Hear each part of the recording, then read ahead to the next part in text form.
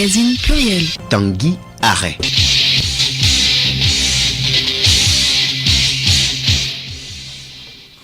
Heureux de vous retrouver pour ce magazine Pluriel. Au sommaire, la HAC annonce l'ouverture de sa deuxième session de l'année. Elle est consacrée à la délivrance des cartes et aux autorisations et d'exploitation de divers médias. Les personnes morales et physiques concernées doivent déposer leur dossier au secrétariat général de l'institution au plus tard le mercredi 11 décembre.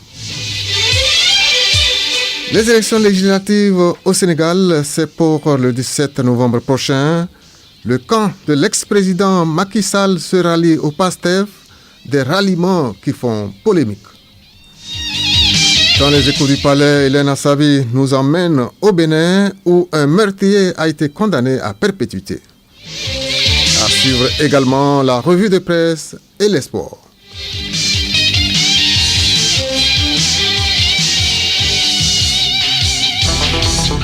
Radiolomé.tg. Rendons-nous tout d'abord à la primature où le chef du gouvernement, Mme Victoire Dogoué, a accordé 2 audiences hier. En premier lieu, elle a reçu le directeur général de Douel Dougoud, Akli Kokou Lionel. Celui-ci est allé présenter au Premier ministre les lauréats du dernier concours entrepreneurial Douel Dougoud. Nous l'écoutons au sortir de l'audience. Nous sommes venus dans le cadre du programme PEFA, programme d'excellence pour les femmes en Afrique. C'est une initiative du chef de l'État pour l'autonomisation de la jeune femme togolaise. La marraine du programme étant Madame le Premier ministre.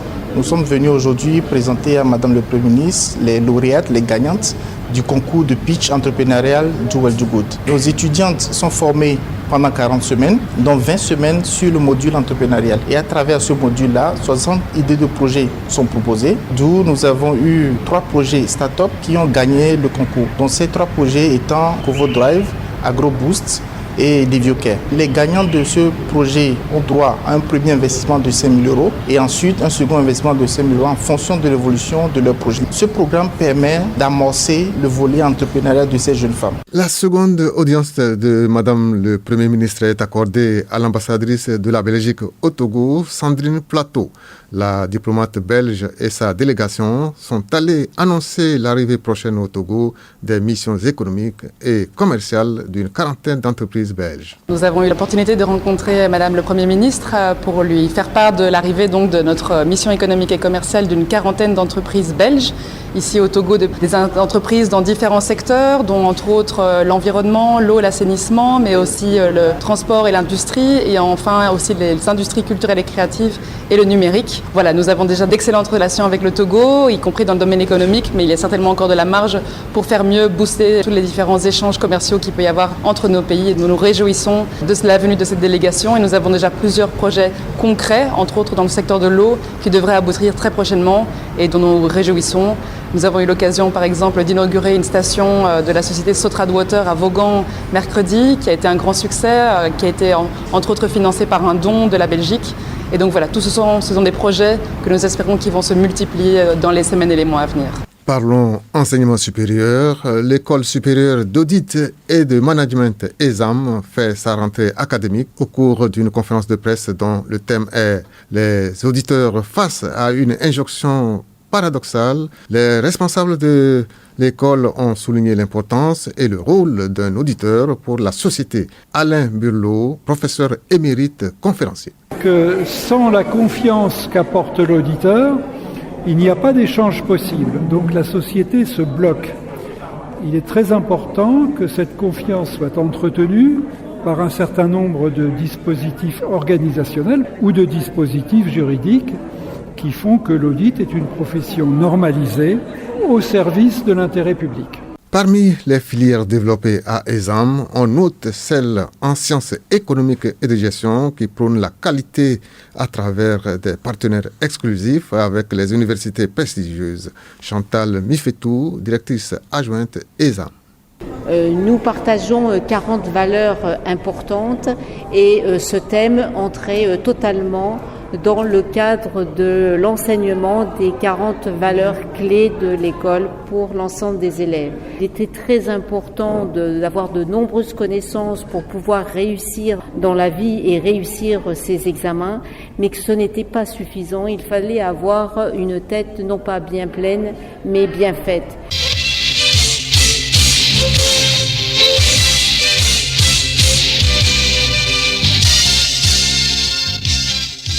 L'actualité hors du Togo, c'est avec vous, Edmond Soba. En Guinée, une campagne de vulgarisation de l'avant-projet de constitution a été lancée jeudi après avoir présenté cet été une première mouture de la future loi fondamentale. Le Conseil national de transition CNT va effectuer une nouvelle tournée dans le pays pour en expliquer les grandes lignes aux populations. République démocratique du Congo, l'Assemblée nationale a approuvé sur proposition du gouvernement une nouvelle prolongation de l'état de siège dans les provinces de l'Ituri et du Nord Kivu. C'est une mesure exceptionnelle instaurée depuis mai 2021 pour éradiquer les groupes armés qui sévissent dans l'est du pays. Pour la 85e fois, ce régime spécial a été reconduit, mais cette fois, l'Assemblée nationale a exprimé une vive indignation face à ce renouvellement sans avancée concrète. Les députés n'ont pas caché leur exaspération devant l'absence de résultats significatifs alors que la violence persiste.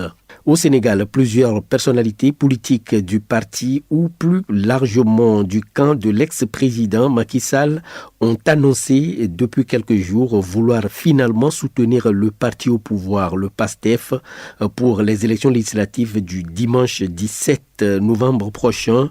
Des ralliements qui suscitent la polémique dans le camp de l'opposition, tout comme dans celui du parti au pouvoir. Et puis Donald Trump continue de réfléchir à son action et à ceux qui vont l'aider à la mener. Un homme semble exercer une influence très importante, Elon Musk. En plus de son influence sur les questions économiques et budgétaires, le milliardaire a aussi son mot à dire sur les questions internationales et stratégiques. Il a suggéré l'embauche par l'État fédéral, y compris au sein du ministère de la Défense, de plusieurs hauts responsables de la société de lanceurs spatiaux SpaceX, dont l'un des plus gros clients est justement l'armée américaine.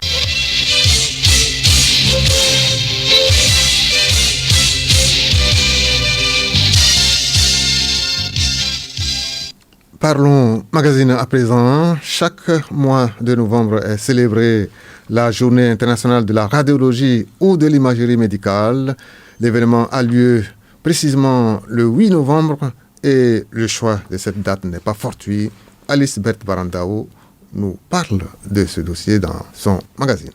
Oui, c'est vrai. C'est en effet le 8 novembre 1895 que Wilhelm Conrad Röntgen a découvert l'existence des rayons X. Cette découverte va révolutionner la science de l'imagerie, surtout dans le domaine médical. La Journée internationale de la radiologie vise donc à mettre en lumière l'importance du rôle essentiel de l'imagerie dans le diagnostic des affections et le suivi des patients. La radiologie permet de détecter, de préciser et de traiter des fractures, diagnostiquer des affections, malformations, détecter les cancers et les corps étrangers dans l'organisme. Les rayons X permettent d'obtenir des images précises des os, des muscles et les différents tissus qui constituent le corps humain. On distingue plusieurs types d'imagerie. Il y a l'imagerie de dépistage qui intervient à titre préventif. Exemple, le dépistage du cancer du sein. L'imagerie de diagnostic. Cette imagerie intervient chez un patient chez qui il est nécessaire de rechercher les causes de ces symptômes. Il y a l'imagerie bilan. Lorsque le diagnostic a été posé pour un cancer, par exemple, un bilan d'extension par imagerie peut être réalisé pour vérifier si le patient présente des métastases, des ganglions, etc. Il y a également l'imagerie de suivi. Elle intervient à la suite d'un bilan. Un suivi du patient peut être régulièrement réalisé via des contrôles par imagerie. Et puis l'imagerie interventionnelle, la réalisation d'actes médicaux sous imagerie interventionnelle peut être nécessaire au cours de certains traitements d'affection. Ah oui, Elisabeth Brandao, l'imagerie concerne tout le monde, qu'on soit élève patient, qu'on soit parent patient ou qu'on soit enseignant patient. Et l'école, que tu veuilles ou non, tu iras à l'école. Tels sont les mots d'une mère à son enfant qui fait de l'école buissonnière.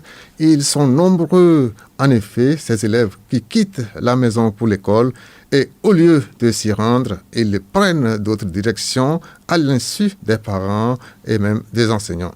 Les raisons de ces comportements et les dispositions à prendre pour accompagner les apprenants afin d'éviter ces agréments dans ce dossier de Alou Noé.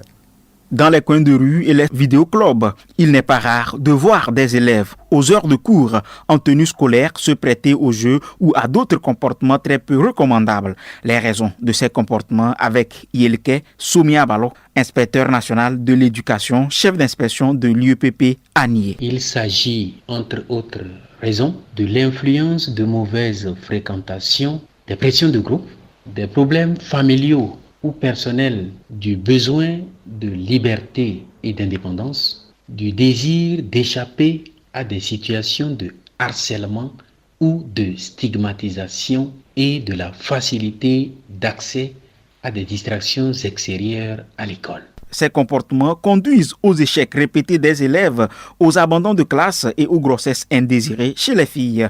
La lutte contre ces dérives s'avère donc nécessaire. Yelke Somiabalo. Les mesures vont de la mise en place d'un suivi individualisé des élèves en difficulté, aux visites à domicile, à la sensibilisation des élèves aux conséquences de l'absentéisme sur leur avenir, à la mise en place de correspondances entre les enseignants et les parents ou entre école et famille, à l'encouragement de la communication ouverte et du dialogue entre élèves, enseignants et parents à travers des rencontres d'échange. Pour lutter efficacement contre ces fléaux, les parents doivent davantage s'impliquer dans l'éducation des enfants.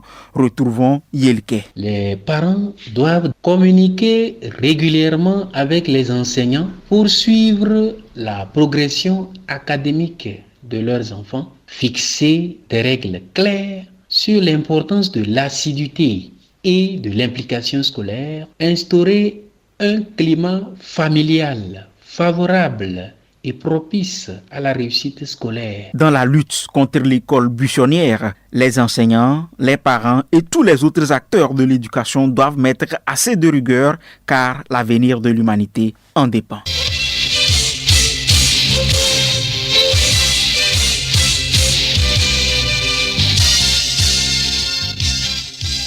Les enseignants à l'écrivain, ils ont été célébrés le 7 novembre dernier à l'occasion de la journée internationale des écrivains africains. Le moins qu'on puisse dire est que l'écrivain joue le rôle de gardien et de passeur de mémoire dans nos sociétés. Leur célébration offre l'occasion à Radio Lomé de faire un focus sur l'écrivaine togolaise Thérèse Karoué Achal. Elle est au micro de Geneviève Pouno. Thérèse Karoué Achal, bonjour. Bonjour Geneviève. Vous êtes enseignant, chercheur à l'université de Lomé et écrivaine. Qui appelle-t-on écrivain? Selon le dictionnaire Larousse, un écrivain, c'est une personne qui produit des œuvres littéraires. Des œuvres littéraires qui peuvent être des romans, des pièces de théâtre, des essais, des nouvelles, etc.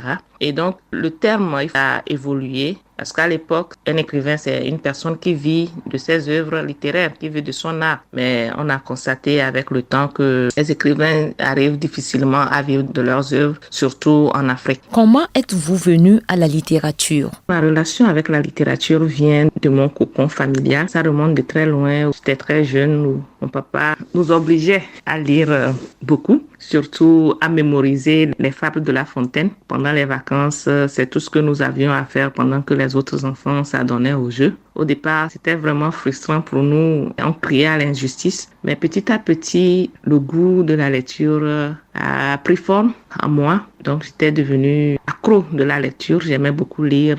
Tout le temps, j'étais à la bibliothèque. Et c'est là j'ai pris goût à la lecture, surtout quand j'ai raflé aussi les prix littéraires, les petits prix littéraires là dans les lycées à l'époque. Et C'est vrai que j'ai commencé à écrire quand j'étais en classe de 3e, mais c'est des tests toujours inachevés. Et donc, je peux dire que c'est à l'université que j'ai vraiment commencé à écrire et à terminer mes tests. Et La saison des amours, c'est mon premier roman, mais en même temps, c'était pas le premier. Le premier, il est là jusque-là, mais il demande beaucoup de travail avant d'être publié. J'ai vraiment aimé présenter premièrement La saison des amours. C'est là, je l'ai envoyé à la maison d'édition Aoudi qui a bien voulu me publier sans problème. Donc, c'est un peu comme ça que mon histoire avec la littérature a commencé. Qu'est-ce qui vous pousse à écrire? Qu'est-ce qui me pousse à écrire? Cette question est un peu compliquée pour moi parce que les motivations que j'ai à écrire chacun de mes livres diffèrent les unes des autres. Donc, faut dire d'abord que le premier livre, ça peut être peut-être inconscient de tout ce que j'ai eu à lire parce que j'ai lu beaucoup au cours de ma vie. Et donc, j'ai voulu peut-être exprimer quelque chose que j'avais en moi à travers tout ce que j'ai lu. Et on y retrouve aussi peut-être des traces de mes lectures, des histoires à l'eau de rose que j'ai eu à lire et dans lesquelles tout est beau. Et donc, c'est un peu ça pour le premier roman. Le deuxième, La passion avortée, j'ai voulu un peu travailler la vie d'une femme, les privilèges ou les problèmes que peut rencontrer une femme au cours de sa vie, et puis les violences conjugales, et en même temps aussi de tout ce que la pauvreté peut pousser une femme à faire, et les conséquences de cette pauvreté-là sur une femme, et ces conséquences qui sont aussi plus impactantes sur une femme qu'elle le serait aussi, elle le serait sur un homme. Donc, c'est un peu ce que je voulais exprimer dans ce deuxième roman. L'effet de la pauvreté sur une femme et les conséquences aussi sur les enfants de cette femme-là. Donc, le troisième roman vient de l'observation de la vie de couple autour de moi, dans le harcèlement que les hommes peuvent subir, du harcèlement que les femmes aussi peuvent subir sur leur lieu de travail ou partout où ces personnes-là peuvent se retrouver. Donc, de ces conséquences, des trahisons qui peuvent en sortir et tout. Donc, c'est un peu ce que je voulais exprimer. Le quatrième roman, qui est Malfaisance, lui, il parle plus des problèmes qui sont liés à notre société, parfois africaine parce que j'ai questionné.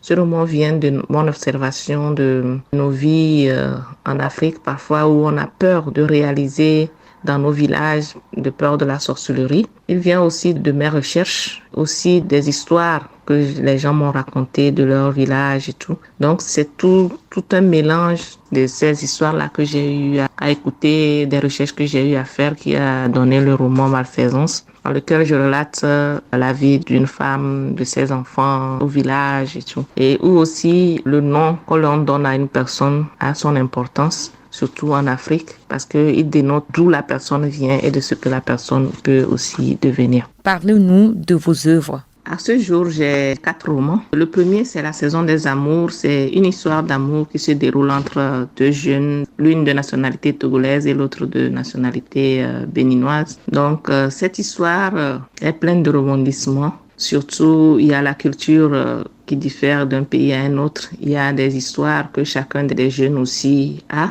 à raconter. Et ça, c'est des histoires qui peuvent parfois être mal comprises par l'un ou par l'autre ou par leur entourage. Et aussi l'acceptation aussi de cette relation aussi était à un moment donné aussi un frein à sa survie. Et donc, ces deux jeunes ont dû affronter plusieurs difficultés avant d'arriver à vivre une belle vie, comme des histoires à l'eau de rose. Maintenant, ce roman est sorti aux éditions Aoudi en 2015. Donc, le deuxième roman, toujours aux éditions Aoudi en 2017, il est fait Passion avortée. Dans Passion avortée, je parle d'une femme nommée Grace qui a vécu une histoire un peu compliquée avec son époux au village, mais qui a quitté le village pour se retrouver en ville avec une grossesse et qui a dû abandonner ses enfants à la naissance à cause de la pauvreté parce qu'elle ne pouvait pas s'occuper d'eux. Donc, ce roman raconte l'histoire de cette femme Grace, des enfants qui sont nés, de l'enfant aussi qu'elle avait avant avec son mari. Donc, c'est plusieurs histoires en même temps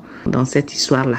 Donc, en réalité, ça parle plus de la condition de la femme dans nos sociétés africaines. Donc, le troisième roman, il est sorti aux éditions Harmattan Togo. C'est Le Secret. Et il parle plus des histoires de couple et des trahisons entre amis, du harcèlement que les hommes subissent, du harcèlement aussi que les femmes subissent, puis en même temps du pardon dans les couples. Le 4e roman, c'est Malfaisance. Le tout dernier, il est sorti aux éditions Graines de Pensée en 2022.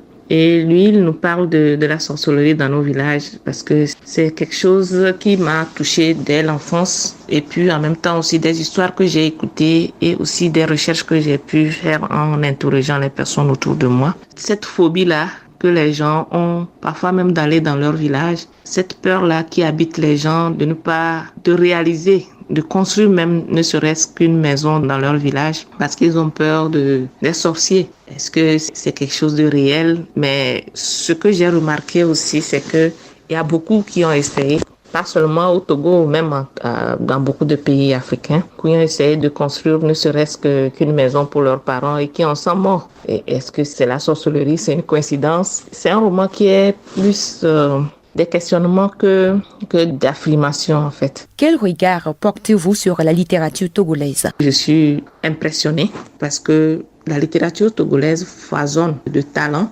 Beaucoup de talents. Nous avons presque chaque semaine ou chaque mois des nouvelles œuvres, de nouveaux auteurs que nous découvrons. Ça démontre du niveau de culture que les Togolais ont, en même temps aussi du niveau de créativité que nous avons chez nous. Et ça me fait vraiment plaisir de voir que beaucoup de jeunes aujourd'hui s'intéressent de plus en plus à la littérature. Ce que nous remarquons ailleurs, ce n'est pas le cas. Ailleurs, les gens délaissent aujourd'hui la littérature, mais je vois que chez nous, c'est quelque chose à vraiment apprécier. C'est très appréciable. Donc, en même temps, cette littérature est confrontée à plusieurs défis parce que ceux qui aiment vraiment lire, ceux qui sont dans des coins reculés, n'ont pas accès à nos livres. C'est pour ça même j'apprécie beaucoup ce que l'a été fait avec la caravane littéraire qui apporte les livres aux personnes les plus démunies, aux élèves dans les écoles les plus lointaines, même dans les confins du Togo, très loin. Et donc, c'est un grand défi pour nous de pouvoir apporter. Parce qu'il y a beaucoup d'élèves aujourd'hui dans certains coins qui ne savent même pas qu'il y a des écrivains au Togo.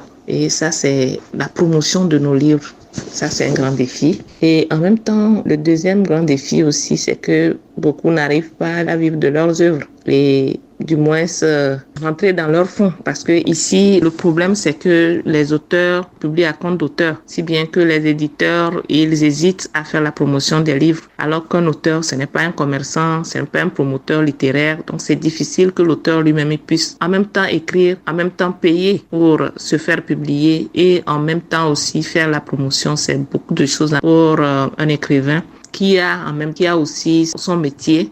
Et donc, c'est un peu compliqué. Le troisième défi aussi, c'est le prix de nos livres. Il n'y a pas de subvention sur nos livres pour les rendre moins chers. Donc, ça fait que même les personnes qui ont la meilleure volonté possible ont de la peine à s'acheter des livres. Alors qu'à côté, à s'acheter de nos livres, alors qu'à côté, les livres étrangers peuvent coûter moins cher, 300 francs, 500 francs, alors que nos livres, en moyenne, c'est autour de 2500. Même parfois, ça peut aller jusqu'à 20 000. Et imaginez, pour des personnes qui peinent à joindre les deux bouts, comment ces personnes-là peuvent s'acheter ces livres-là. Donc, c'est tous ces défis-là qui freinent quand même l'évolution de notre littérature. Sinon, nous avons des talents. Un message pour la journée de l'écrivain africain. Mon message va se situer à deux niveaux. D'abord, ce jour, c'est un jour de joie. C'est un jour où nous devons célébrer cette créativité-là que nous avons en Afrique et cette culture-là que nous transmettons à travers nos œuvres et ce flambeau-là que nous portons, d'être parfois les porte-parole de nos peuples. Donc c'est un moment à célébrer et en même temps c'est un moment de questionnement aussi pour nous parce que de voir qu'est-ce qui jusqu'à présent marche, qu'est-ce qu'il faut améliorer et comment capitaliser aussi les expériences des uns et des autres, comment pouvoir mettre ensemble tout ce que les autres pays africains pouvaient apporter peut-être à la littérature togolaise pour la mettre parfois au même niveau que les autres de certains pays africains qui ont réussi à hisser leur littérature à un niveau assez élevé. Donc c'est un moment aussi, je crois, où on devrait vraiment rapprocher la littérature de toutes les personnes qui sont dans le besoin Par exemple, la caravane littéraire, il faut aussi multiplier les actions, les activités. Et il y a beaucoup d'initiatives qu'on pourrait multiplier dans le pays pour que les jeunes s'intéressent aussi et les jeunes puissent lire déjà ce qui est écrit. Donc, de permettre aux jeunes de s'exprimer, de lire et de pouvoir s'exprimer aussi à travers leurs œuvres. Merci, Dr Thérèse Karoué Achal. Merci, Geneviève.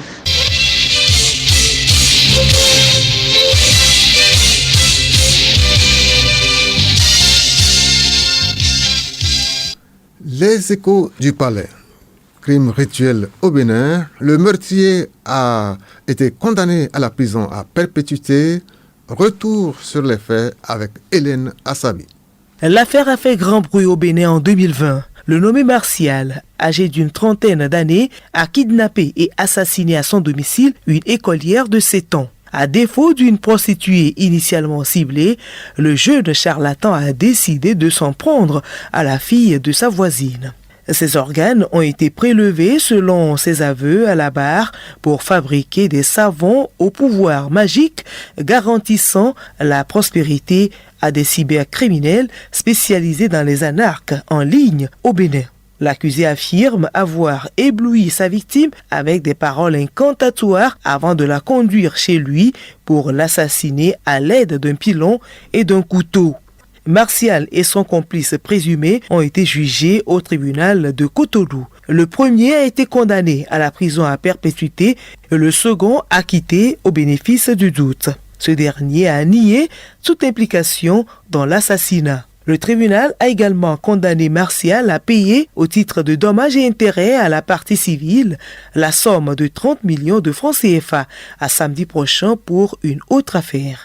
À la une des journaux, le retour de Donald Trump à la Maison-Blanche, la rencontre Jean-Pierre Favre, ministre Awate Hodabalo, les précisions sur le poste de sénateur au Parlement, revue de presse Léontine Atogoun. Togo Presse relate qu'en Conseil des ministres mardi, l'exécutif a examiné un projet qui fixe le nombre de sénateurs, leurs indemnités et les conditions d'éligibilité ou de désignation. Pour Togo Matin, ces nouvelles dispositions vont accélérer la mise en place du Parlement complet ainsi que son fonctionnement selon la nouvelle Constitution. Flambeau des démocrates renchérit qu'après la mise en place de l'Assemblée nationale, le Sénat est ainsi en chantier. Le grand quotidien national rappelle que le Sénat, deuxième chambre du Parlement, sera composé pour les 2/3 de ses membres de personnalités élues par les représentants des collectivités territoriales et d'un tiers de personnalités nommées par le président du Conseil des ministres. Et concernant la décentralisation, le nouveau reporter rappelle que le développement de la commune Golfe 4 préoccupe son principal dirigeant. Le maire Jean-Pierre Favre et le ministre de l'administration territoriale ont échangé sur des sujets relatifs à l'aménagement des espaces publics pour un cadre de vie agréable et à l'entretien du littoral. Le site d'information en ligne rajoute que Jean-Pierre Favre demande le soutien de son ministère de tutelle pour une campagne de sensibilisation au respect des installations des toilettes publiques aux abords de la plage. Des échanges fructueux se réjouit le changement. Une réjouissance pour les uns et une déception pour les autres, le retour à la Maison-Blanche de Donald Trump. Au sujet de cette élection américaine, l'apparition écrit « Quand on perd, on accepte les résultats ». Cette citation est de l'adversaire de Trump, Kamala Harris, qui a concédé sa défaite. La victoire de Donald Trump fait couler beaucoup d'encre et de salive. Un comeback historique pour voir les vainqueurs et une énigme pour Canal D. Le libéral dévoile de son côté le message de félicitations du numéro 1 togolais à l'endroit du 47e président américain. À Togo Presse d'ajouter que le nouveau président américain souhaite une unité nationale de son retour à la Maison Blanche. Le sport, le Togo a encore son destin en main pour la qualification de la CAN 2025. Cela passe par les victoires face à la Guinée équatoriale et au Libéria. Des appels à la mobilisation autour des éperviers pour la qualification sont lancés. Kilim Boyodi. Les éperviers du Togo affronteront les Lone Stars du Libéria mercredi prochain à Monrovia avant de recevoir 4 jours plus tard le Nzalan de la Guinée équatoriale. 2 sorties capitales pour la sélection togolaise dans la perspective de la qualification à la phase finale de la CAN au Maroc. Le sélectionneur Nibombe Daré a au cours d'une conférence de presse relevé l'importance du soutien du public. Il a d'ailleurs appelé les Togolais à soutenir les joueurs pour les pousser à la victoire. À ce soutien, il faudra ajouter des stratégies à même de permettre aux joueurs de développer un jeu capable de surprendre l'adversaire, seul gage de ramener les points au Togo. L'impossible n'étant pas togolais, un sursaut d'orgueil est permis pour faire partie des meilleures nations du football africain qui répondront présentes au Maroc pour cette prestigieuse compétition, la Coupe d'Afrique des Nations.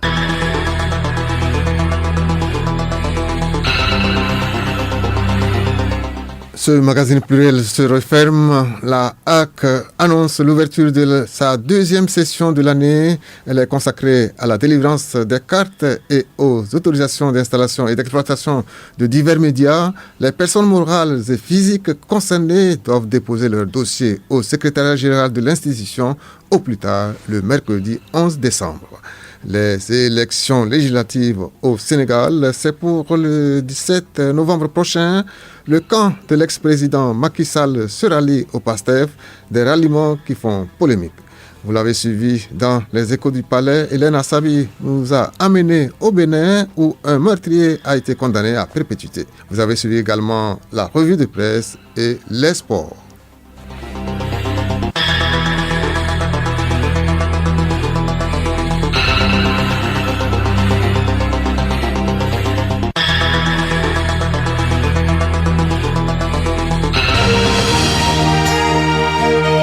Radio Lomé, boîte postale 434, email radiolomé@radiolomé.tg.